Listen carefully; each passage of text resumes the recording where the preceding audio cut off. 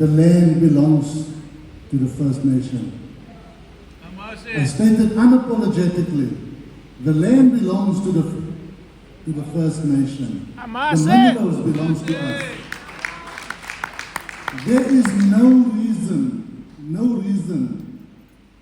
for our colored people to live in the poverty that we are living in currently.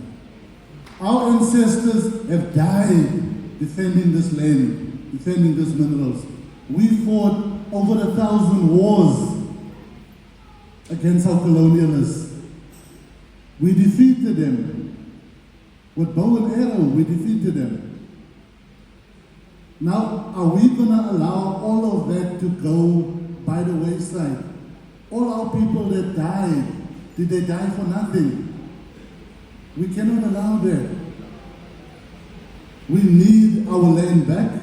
We need access to our minerals, and we need to take poverty out of the so-called colored townships, black townships, whatever. Remember, we are post-1994, they said you either black or white. But then the same government that tells us we are either black or white, their forms haven't changed. Their forms still indicate whether you're colored, Indian, Chinese, or black or white. So, we've been oppressed by the white people. We are now being oppressed by the ANC government, our own black brothers. And we cannot allow that to happen.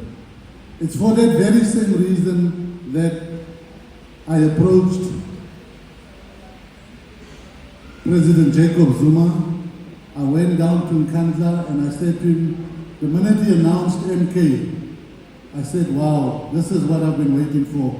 We've been partners in other business a long time ago. But when that happened, I said, I got to go back to Baba and I got to go plead with him. I said to him, Baba, I'm coming here empty-handed. I don't have money. All right? I don't have anything to offer you. But I come with a very rich history. I come here as a First Nation, and I'm coming to ask you to help restore the First Nation. I said, we have lots of money. The government of Great Britain, the government of the Dutch, the Portuguese, the French, the Spanish, they owe us a lot of money. The Stellenbosch Mafia owning all the top mines, the Beers and Anglo-American and all those things, those people are taking our minerals out of this country and they're not creating jobs. I said to him, that must stop. We can create our own jobs here. I said to him, Mr. President, when you were in charge, 2016, we had no load shedding. We had no load shedding. All of a sudden, 2017, load shedding starts and money starts going out of the country. What do you think happened there? It was all orchestrated, people. So I want Jacob Zuma back and we will take load shedding away. There's no need for us to have load shedding. There is no need for load shedding.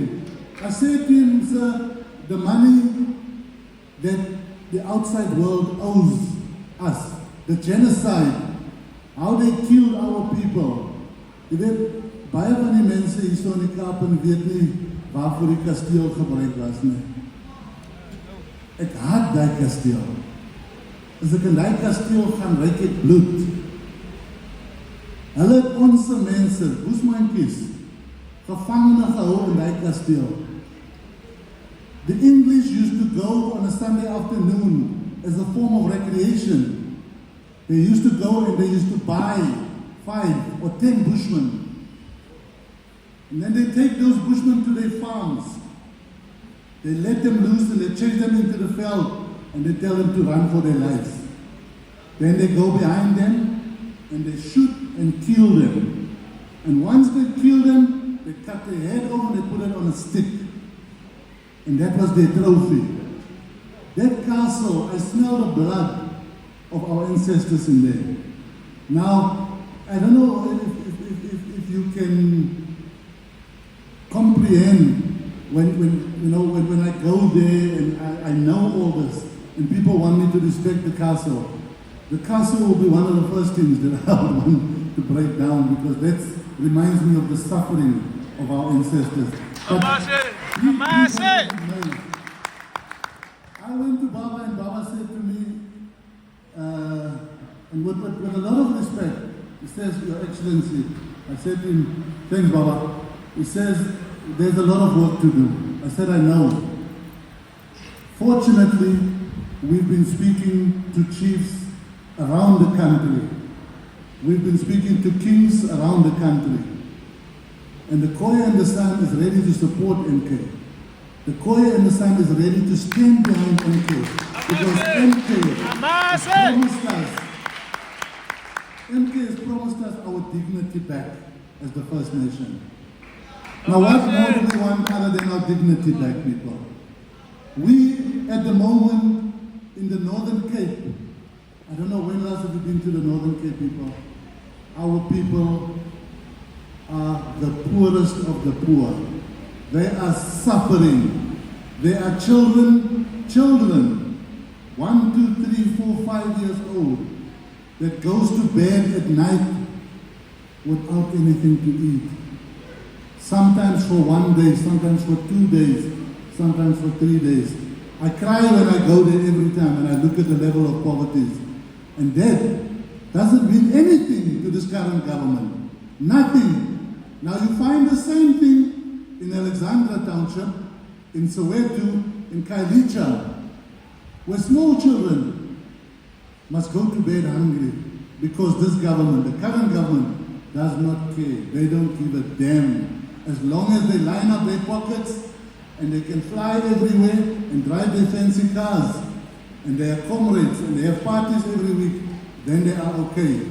So the current government has not done it for us, and we can no longer tolerate that.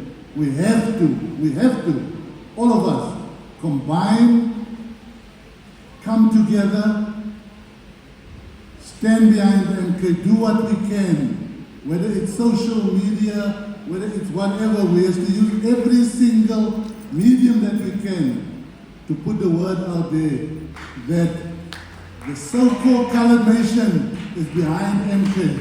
Amandla! Amandla! Amase Khoi San! Amase Khoi San! Thank you very much. Kaigan Guns means thank you very much. Thank you. Congrats to the leader of the Khoi San. Comrades, as we come now to the end of the program, we want to call our provincial convener of the Women's League,